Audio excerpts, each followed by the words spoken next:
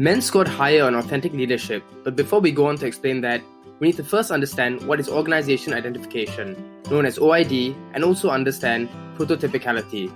OIDs are a situation in which the employee and the company share the goals and values, and prototypicality is a measure of how representative an object is of a category. 3 dimensions partially mediated the effect of participants' biological gender on OID.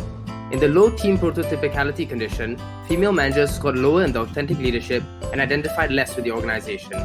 Whereas in the high team prototypicality condition, no gender difference was found. Results show that when all leadership contexts are considered, men and women do not differ in perceived leadership effectiveness. Yet, when only other ratings are examined, women are rated significantly more effective than men. In contrast, when only self-ratings are examined, men rate themselves as significantly more effective than women rate themselves.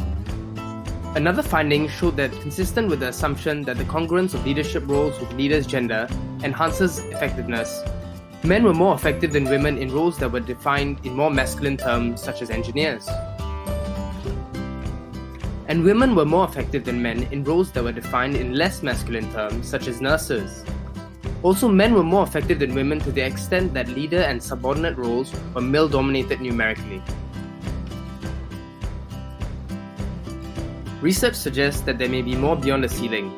The researchers defined the glass ceiling effect by the following 4 criteria: discrimination, larger disparities at senior management levels, unequal promotion opportunities, and lastly, accumulated disadvantage over their career span.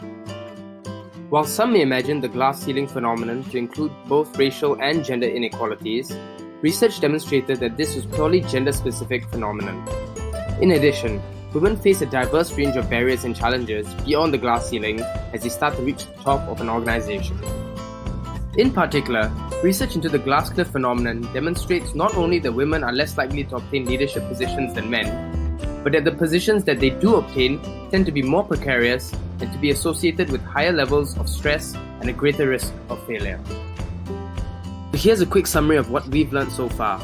Firstly, although men and women do not differ in perceived leadership effectiveness, particular ratings can change the significance of results, such as the way job roles are defined.